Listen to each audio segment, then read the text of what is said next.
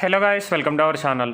దేవరా ట్రైలర్లో చాలా మైక్రో డీటెయిల్స్ని నేనైతే నోటీస్ చేశాను. అవేంటో చాలా క్లియర్గా ఎక్స్ప్లెయిన్ చేయబోతున్నాను. వీడియో చాలా ఇంట్రెస్టింగ్గా ఉంటుంది. దేవరా ట్రైలర్లో మనం బాగా గమనిస్తే ఒక పెద్ద షిప్లో నుంచి కంటైనర్లని దొంగతనంగా స్మగ్లింగ్ చేస్తూ తీసుకొని వెళ్తూ ఉంటారు. సో వీళ్ళందరినీ నేవీ డిపార్ట్మెంట్ వాళ్ళైతే అరెస్ట్ చేస్తారు.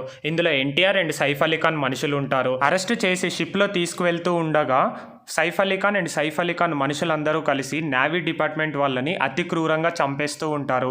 ఆ టైంలో ఎన్టీఆర్ అదంతా చూసి షాక్ అవుతాడు. బేసిక్గా శ్రీకాంత్, సైఫ్ అలీ ఖాన్, ఎన్టీఆర్ వీళ్ళందరూ కూడా ఒకటే బ్యాచ్. కాకపోతే స్మగ్లింగ్ చేసినంత వరకు ఓకే, కానీ చంపడం వరకు నాట్ ఓకే అంటాడు ఎన్టీఆర్. అందుకే తిరగబడతాడు వీళ్ళందరి మీద. ఆ టైంలో శ్రీకాంత్ కూడా షాక్ అవుతూ చూస్తూ ఉండిపోతాడు. నాగేష్ కరెక్ట్ అయితే ఎన్టీఆర్ అండ్ శ్రీకాంత్ వీళ్ళిద్దరూ కూడా బెస్ట్ ఫ్రెండ్స్ అనుకుంటా ఈ మూవీలో. నెక్స్ట్ మనకి ఈ షాట్లో సైఫ్ అలీ ఖాన్ నడుస్తూ మధ్యలో కనిపిస్తున్నాడు. అక్కడ చనిపోయి పడి ఉన్న వాళ్ళు సైఫ్ అలీ ఖాన్ మనుషులే. వాళ్ళిద్దరూ ఎవరో గమనించారా? సో వాళ్ళిద్దరూ వీళ్ళిద్దరే. సో వీళ్ళని చంపింది ఎవరో తెలుసా? దేవరానే చంపేస్తాడు.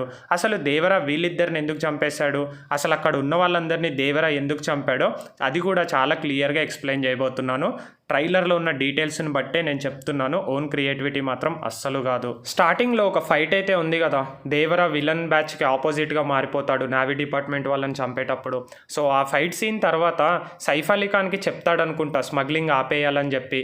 రీజన్స్ ఏవైనా అయ్యి ఉండొచ్చు, దానికి సైఫ్ అలీ ఖాన్ ఒప్పుకోడు. ఇంకొకటి, ఈ మూవీలో వీళ్ళ ఊరిలో ఒక ఆచారం ఉంటుందనుకుంటా, కుస్తీ పోటీల్లో ఎవరైతే గెలుస్తారో సో ఆ సంవత్సరం మొత్తం ఆ సముద్రానికి రాజు గెలిచిన వాడే అని చెప్పి. అందుకనే దేవరా కుస్తీ పోటీల్లో సైఫ్ అలీ ఖాన్ని ఓడిస్తాడు. ఓడించి తుక్కుగా కొడతాడు సైఫ్ అలీ ఖాన్ని. దాని తర్వాత ఆ సంవత్సరం మొత్తానికి రాజు దేవరానే కాబట్టి ఆ సముద్రానికి నేను స్మగ్లింగ్ చెయ్యను, నన్ను కాదని ఎవరు వెళ్ళి స్మగ్లింగ్ చేయకూడదు అని ఒక ఆదేశాన్ని అయితే ఇస్తాడు. కానీ దాన్ని ఉల్లంఘించి ఈ విలన్ బ్యాచ్ వీళ్ళందరూ మళ్ళీ స్మగ్లింగ్ చేయడానికి వెళ్తారు. అందుకనే ఈ షాట్లో దేవరా వాళ్ళని అడ్డుకుంటూ కనిపిస్తాడు. ఇంకా మీరు గమనిస్తే ఈ షాట్లో సైఫ్ అలీ ఖాన్ కూడా ఉంటాడు. సో దేవరాని కాదని వెళ్ళి స్మగ్లింగ్ చేసినందుకు దేవరా వెళ్ళి వాళ్ళందరినీ కొట్టి మళ్ళీ తిరిగి ఒడ్డుకు తీసుకొని వస్తాడు. సో ఇదంతా ఒకటే ఫ్రేమ్లో జరిగినట్టుంది. ఇక్కడ మీరు కాస్ట్యూమ్స్ చూస్తే అక్కడ ఫైట్ సీన్లో జరిగిన కాస్ట్యూమ్స్ అండ్ ఇక్కడ కనిపిస్తున్న కాస్ట్యూమ్స్ సేమే ఉంటాయి. సో ఇదంతా ఒకటే ఫైట్ సీన్ అనేది చాలా క్లియర్గా అర్థమవుతుంది. ఇదంతా దేవరా వల్ల జరుగుతుందనే కోపంతో సైఫ్ అలీ ఖాన్ ఆ కోపాన్ని తట్టుకోలేక ఏదో ఒక పెద్ద తప్పే చేస్తాడు. అది ఏ రేంజ్ తప్పంటే సినిమాకే పెద్ద టర్నింగ్ పాయింట్ అవుతుంది అనుకుంటా. ఆ నిమిషాన దేవరా కాస్త రాక్షసుల్లాగా మారిపోయి దానికి సంబంధించిన వాళ్ళందరినీ అడ్డంగా నరికి ఉప్పు పాతరేస్తాడు.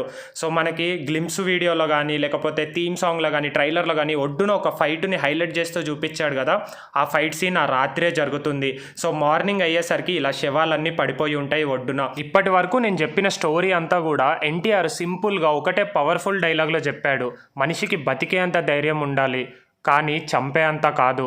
అంటే మనిషి బతకడానికి ఏమైనా చెయ్యొచ్చు, కానీ ఒక మనిషిని చంపి బతకకూడదని దానికి అర్థం. మళ్ళీ ఆ ధైర్యాన్ని ఎవడైనా కూడబెడితే ఆ ధైర్యాన్ని చంపే భయాన్ని అవుతా అని ఒక గట్టి వార్నింగ్ అయితే సైఫ్ అలీ ఖాన్కి ఇస్తాడు.